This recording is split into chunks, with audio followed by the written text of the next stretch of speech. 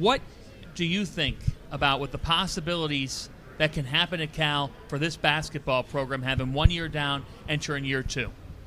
I'm glad you referenced just the passion that you saw for that game day football experience against Miami. What you saw there can happen at Cal in every sport. You have to win. But there is a fan base at Cal that is so passionate, that is so hungry for winning, that when you win, they come out and it's an unbelievable experience. Last year we saw you at the Pac-12 media day. Yeah. Now you're the ACC. I mean, it's just weird, isn't it? You never would have imagined when you took this job, even you'd be here. No, when the Pac-12 imploded, my wife, who is a concert pianist, she looked at me and she said, "You told me you were going to be in the Pac-12. You told me you were going to be traveling on the West Coast." I said, "Baby, sorry, honey." I said, "Baby, things change." Look, my emotions went from extreme frustration and even anger that the Pac-12 imploded to honestly huge excitement going to probably the premier basketball conference in America. Probably. Look at it right there. The premier conference. I didn't even see that. I didn't even see that. But yeah, you got to know it. You got to say it over and over and over. Well, it's true. I mean, certainly when we were growing up. Yeah. It was. But even recently, Jeff, you look at, yes, the ACC did not get the total number of bids last year, but you look at the deep runs into the tournament, the NCAA national champions, I think the argument is still extremely strong. The travel that you're going to have to deal with going across the country, you dealt with that when you played in the NBA. How are you working with your guys, working with your team on kind of adjusting to, I mean, you're going to have to play games 3 hours earlier than your time, 3 hours later. It's going to be an adjustment for a lot of them. No question. The difference between what we're going to do in the NBA is, in the NBA, you go to the East Coast, you stay and you play 6 to 9 games. Mm-hmm. Okay, now we're coming for a week at a time and going back. Jim Knowlton, our AD, has gotten us in communication with sleep scientists. We want to make this as positive an experience for the student athletes, and we want to win. And so we're looking at this from every angle: hydration, nutrition, sleep science, academic support, everything. Leave no stone unturned. Andre Stojakovic, talking about him, obviously dad, a great player, had a pretty good year at Stanford. What's he brought to you guys so far in the offseason leading up to this year, and what can we expect from a player of his caliber? Yeah, Andre has been phenomenal. Okay, if defense wants to deep drop him, he can make the mid-range. If defense wants to pressure him, he'll get through little tiny nooks and crannies and get to the rim and dunk on somebody. He shoots the three. He does a lot of great things on the court. He's gotten better every day since he's gotten on campus. He's an unbelievable talent. Who on your roster that we don't know about that we should be looking forward to seeing? You've seen the growth of them over the course of the summer. Yeah, we got a lot of guys that can play. I mean, our top 10, 11 is really, really good. I tell the team weekly, I say, guys, everyone on this roster is going to help us win this year.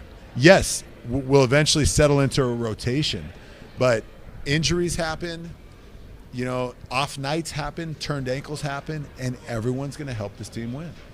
Coach, you come into the ACC, and we make this argument about the Big East too. Stylistically, there's a lot of differences among teams. You look at Virginia, slow it down. Florida State, get up and pressure. Is there similarities between where you were last year conference-wise, or differences in, as far as preparation for those sort of things? How do you look forward to competing in the ACC just on a night-to-night where you could go on some of your road trips, you play Miami? A lot of guard play. You go to Florida State, you're having to deal with that pressure defense. How is that going to be throughout the course of the year, just kind of adjusting to styles? We studied the ACC this summer as a staff. Styles of play, rosters. We did a lot of work on it already. Sure. You never fully feel it until you get there. But I would say the Pac-12 last year does not have the diversity of play, as you've mentioned, as the ACC. It does not. Not last year. When I was in the WAC, they did, yeah. They did. Absolutely. I mean, the style, it was so divergent. Stephen F. Austin has a specific style of play. Tarleton with Billy Gillespie. I mean, very styles of play that are hard to play against. Mm-hmm. And so I think the ACC will be similar to that. I want you to take us back to San Ramon Valley High School when Mad Dog, the nickname, becomes a reality? Yeah. Who started it? How did it start? You know, believe it or not, I got that nickname in elementary school, and it stuck Are with you me ever kidding? since. Yeah. You How must have old been were a you? badass kid, man. Mark was He must have been a kids off. badass kid. Those are neighborhood haymakers. We got to get somebody to validate this. Elementary school. Hey, we had the coolest PE teacher. He played for the 49ers. He was ripped. What was his name? Mr. Cornell. Mr. Cornell. He was the man. I drove by where he lived the other day. I live basically in my hometown. I live one town over. That's He- awesome. He gave everybody the nicknames. He gave me that. Gave you the And Mad it- Dog. Yeah. I mean, that for a nickname then to stick that long and have that type of shelf nickname. life. Oh, it's a great nickname. Look. I don't know. Maybe occasionally I snap, but I hope not. I hope not. Ask my wife. We know Ask you my, did on the ask my call. wife if I snap. Did you- She's I gonna told say Stu no. Yakovich, I said, hey, I said, you do know your coach's nickname. He said no. When I told him, I said, go back and impersonate him. Go back and Google him and then impersonate him. How does a coach and you said concert pianist? Yeah. Those are two extremely differing careers. No question. No question. On our first date, I said, basketball came up. I said, what do you know about Shaq? And she said, and my wife's amazing, and she has embraced the game. But she said, yeah, he's a great artist. He's a great musician. You know, thinking, you know, rapper. And I said, well, he's also a basketball. He is a rapper, but he's also one of the greatest basketball players who ever lived. What'd she think about Kazam then? If I don't think she's never seen the movie. Oh, okay. Just checking. I bet that was a little bit of but the funny thing is, yes, when we got married, she didn't really know that much about basketball, but she has embraced. She reads the box scores after games. She asked me about shot, you know, in her own way, about shot distribution, too many long twos, all that stuff. Do you have a favorite Shaq story? Hey, how long do we got on the broadcast? how long we got? Go ahead. Okay, I showed up at the facility, and you know, Shaq comes into the locker room and says, "Who's driving that white Astro van with the dent in the side?" I said, "That's me." He said he basically told me over the next week, we're going to the dealership. He put the down payment on the car, and then he took me out and spent thousands of dollars on wardrobe. And then he bought a Rolex. And everyone else on the team a Rolex. Generosity. Wow. Greatness of spirit. Love for others. Wow. That's who Shaq is. I have goosebumps. I mean, Jeff, yeah, I mean, you know him. Him and Barkley, to me, like, Special people. oh, people don't know what those Yeah. dudes do for people in general. Yeah. All right, you go in last year to Stanford. You go back. What was it like? Like, do they hate you there now? Do they? Like, seriously, What are their feelings? like, Hey. it's got to be weird. Hey, so Jeff, we had a good run at Stanford. We made it to the Final Four. So somewhere at Stanford, there was a picture of me with the teammates going to the final. So Eric Reveneau, who's now with Kyle at Stanford, he sends me a text. He says, "What are we supposed to do with this picture of you now? Are we supposed to throw it in the garbage?" I said, "No, just get a FedEx and send it to me." No, it's good-natured. It's fun. I love Stanford. I spent a lot of time there, a lot of blood, sweat, and tears on that court. Nothing will ever change that. I'm a Cal Bear now. My kids bleed blue and gold. We love Cal. Go Bears. It's got to be weird though. The first 3 days at Cal, I was seeing the blue. It felt like kryptonite for the first 3 days. What am I doing? Then I embrace it. So November 23rd. Do you know what's happening November 23rd?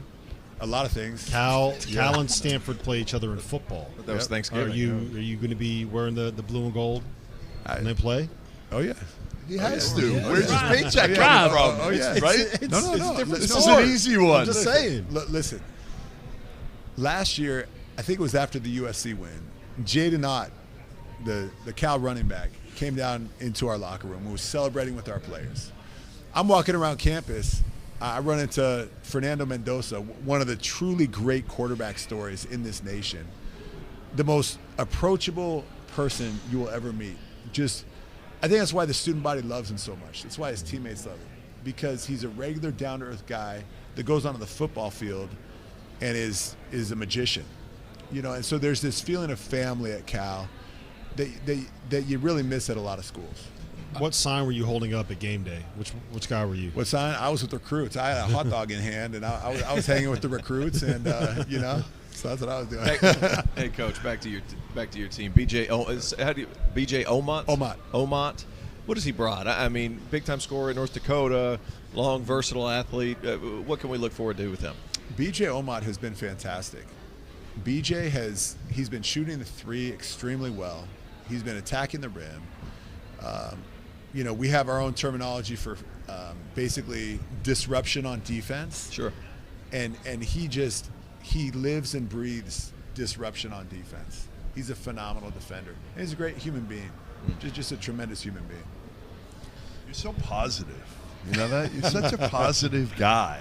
Everybody wins media day, right? Well, yeah. No, who won media day? Exactly. No, Stanford might have won media day. Stanford, Kyle Smith Smith proclaimed yesterday. He said, "We won media day." screamed it in the microphone. That's good. Have you talked to your players? We talked about this yesterday about the cross country travel and what goes into that. No, I mean that's going to be a big piece of what we do. Just the sleep science, the nutrition, the hydration, all those things, and then when it's all said and done, a lot of us have never done it before, and so you can do all the preparation, but when it comes down to it, we're going to have to experience it. And we're going to have to conquer it. Might be harder for you than anybody. You're getting older, Sleep is tougher. Oh, Jeff, I don't sleep. I got. We're about to have our 5th child. Are you really? Yeah. Congratulations. Thank you. Lord. How old are you? How old am I? Yeah. 48. Ooh. 48. Wow. So right. You're gonna have to work until you're 75 years old. Exactly. I thought last year. NBA champion, I thought by the last way. year He played in the NBA. league crushed it with his coaches. I thought Stoudemire, at Syracuse, with Autry. The new coaches last year crushed. I think you three guys, as I studied the way your style of play coming in, are just going to add to that. And I think people are going to be surprised with you and with Stanford and what SMU brings to this league. And I think people always think when you come in, there's going to be a massive learning curve or adjustment. I see you guys really surprising people when you get going. And is there anything particular about when we cut the TV on and watch Cal? What are we going to see? You're going to see great spacing. You're going to see an NBA style of play. You're going to hopefully see phenomenal ball movement because those, to me, are the signs of a great team. The unselfishness. Phil Jackson would always tell us in the film room, the way you pass to your teammates is the way you feel about them. And I've seen a great camaraderie developing on our team that I hope really continues in terms of our passing to each other. You hear that, Jeff? Pretty good. Are you passing? Are you passing the ball here? I always It's pass. these two. That's why we had to put T over the middle. listen, you get these two; they don't pass to each If you other. want to know who Jeff is as a person, we were at dinner last night. We were sitting there and we were talking. And he was like, "We're gonna have Mark Madsen tomorrow," and he's like, "You know what we should do? We should bring him something. We should get the Mad Dog biscuits and bring Dog biscuits? to media day. Dog biscuits? And all of us, Dog biscuits? all of us What are you shot gonna do it. You with sound like my kids. You sound Yeah. like my kids, man. 4 straight days of I've been with him 4 straight days. We've got from A10 Media Day in DC to Summit League in Sioux Falls to here. I'm tired of them. The orchestra is playing now. Me too, Jeff. The orchestra Me is too. playing now. Mark, it's great to see you. Congratulations on child number 5. That is awesome, and good luck to the Golden Bears this season. Hey, thank you. Really great to hang out with you guys. Have a great man. day, and Thanks, we'll talk man. soon.